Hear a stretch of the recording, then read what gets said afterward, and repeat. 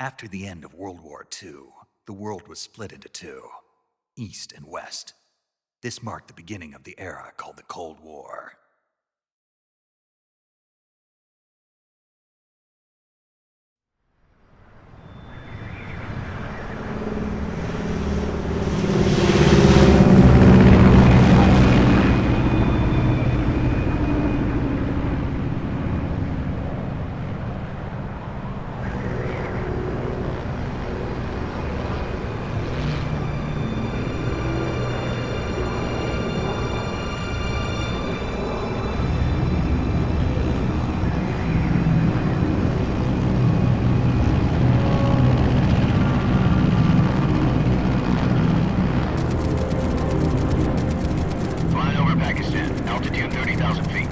Approaching Soviet airspace. 20 minutes to drop off. Commencing internal depressurization. Equipment check. Arm main parachute. All right. You ready to go? Drop zone still showing a high pressure mass. Cav okay. Good. We've got high visibility.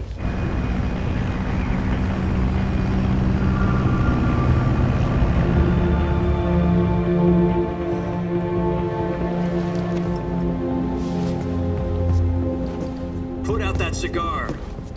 Connecting oxygen hose to interior connector. Put on your mask.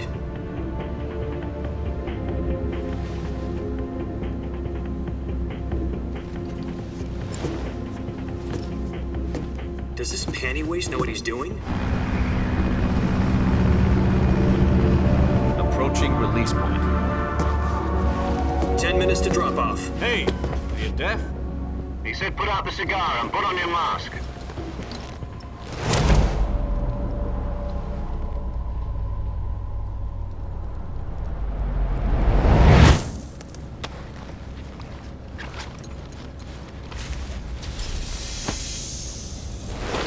Depressurization complete. Checking oxygen supply. 6 minutes to drop off. Opening rear hatch.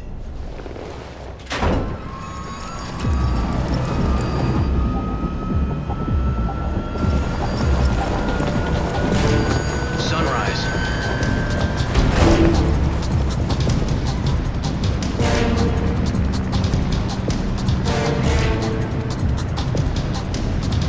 External temperature minus 46 degrees Celsius. 2 minutes to drop off. Stand up. You'll be falling at 130 miles per hour. Try not to get frostbite from the wind chill. 1 minute to drop off. Move to the rear.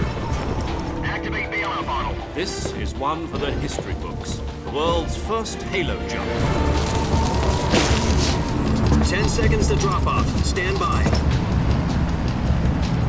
Status okay. All green. Prepare for drop off. Countdown. 5, 4, 3, 2, 1. Spread your wings And fly. God be with you.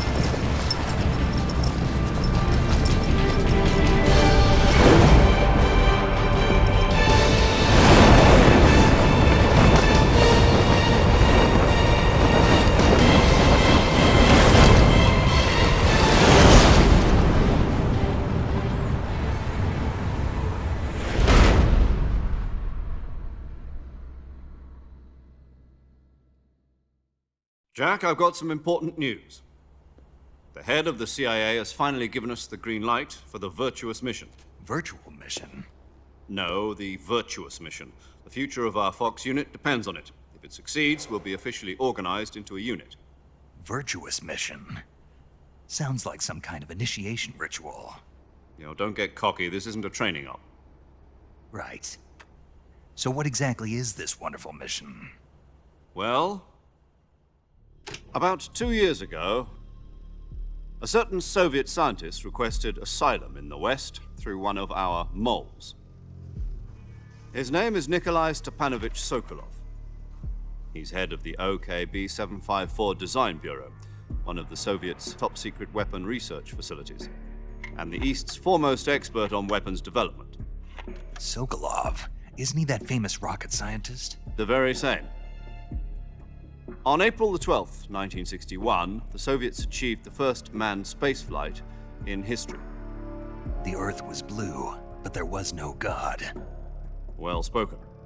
The rocket that carried Yuri Gagarin into orbit was the A-1, known as the Vostok rocket. Sokolov is said to be the man most responsible for the multi-engine cluster used in that rocket. After Gagarin's flight, Sokolov left rocket development to become the head of the newly established Design Bureau. From a lowly technician to head of a design bureau, that's quite a success story, so why do you want to defect? It seems he'd become afraid of his own creations. Afraid? Call it a crisis of conscience. And for that, he left his country and his family behind and went over the fence? Not exactly. One of his conditions was that his family was also to be taken safely to the west. We used a mole to get the family out first and succeeded in sneaking Sokolov over the Berlin Wall shortly afterwards. I was the one who conducted the operation. The security on the eastern side was still full of holes back then. Then what? We got Sokolov over in one piece, but the whole ordeal had left him exhausted, and we checked him into a hospital in West Berlin. It took him 2 weeks and more than 600 miles to get from the research facility in the Soviet Union to Berlin. He was in no condition to say anything coherent. And it was only a week later that we had something much bigger on our hands. The Cuban Missile Crisis. October the 16th, 1962, President Kennedy received word that the Soviets were in the process of deploying intermediate-range ballistic missiles in Cuba.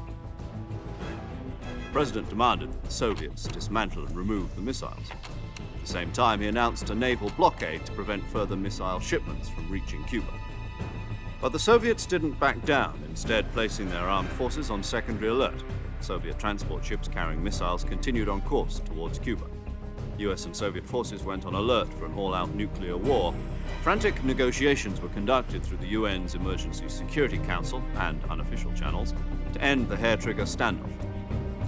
Finally, on October the 28th, the Soviet Union agreed to remove its missiles from Cuba, and so the world avoided a nuclear holocaust. But in order to get the Soviets to pull their missiles out, we had to make a deal. You mean the one where the US agreed to remove its IRBMs from Turkey? No.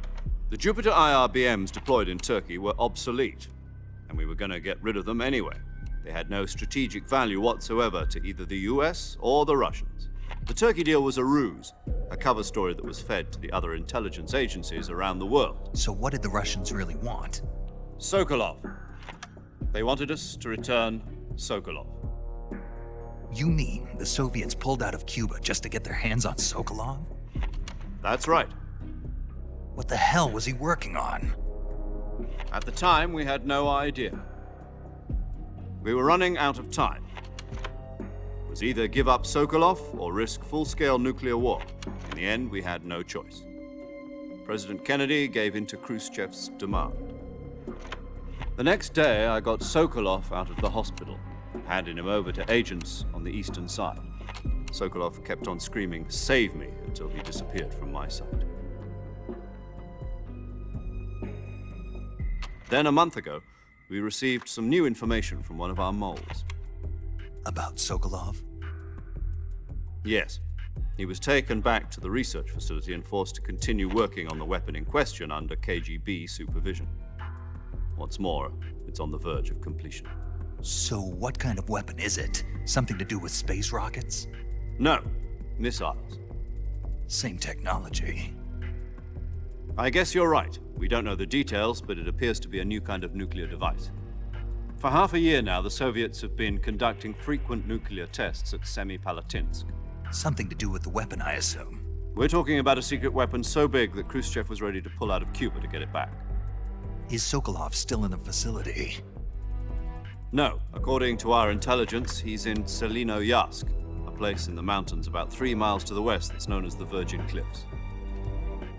The Virgin Cliffs. Nice name for a virtuous mission. They moved him there just recently. Why? Apparently, they're conducting a field test of the weapon, but it's our best chance to get him back. This mission would never have been possible if he was still in the research facility. This is our last chance. Sokolov must have known that too when he contacted us.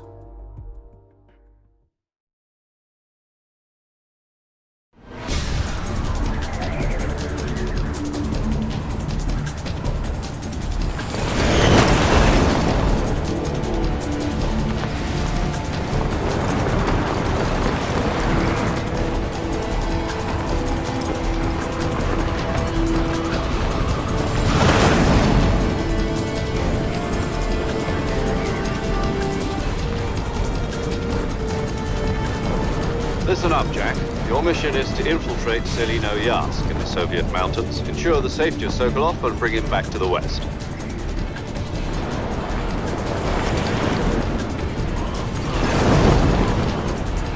If we don't get Sokolov back before that weapon is complete, we'll be facing a major crisis. The clock is ticking.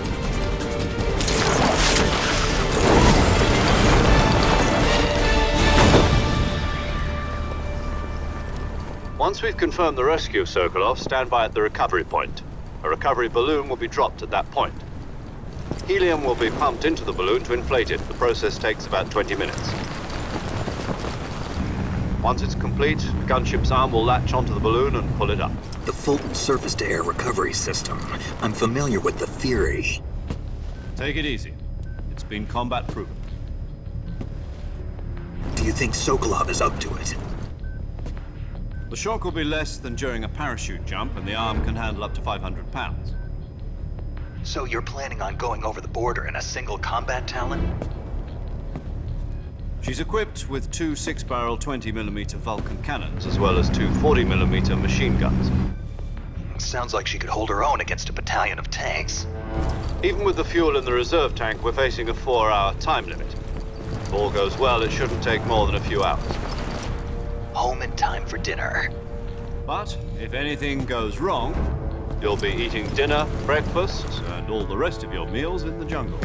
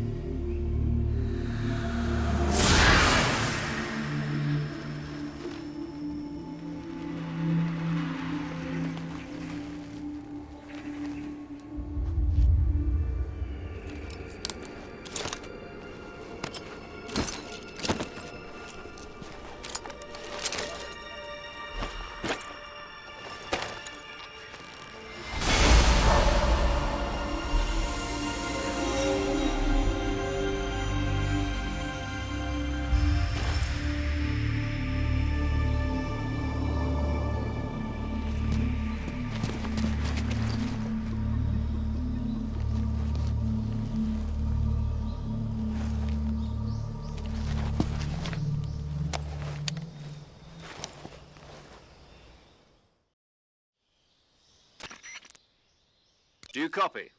You're already in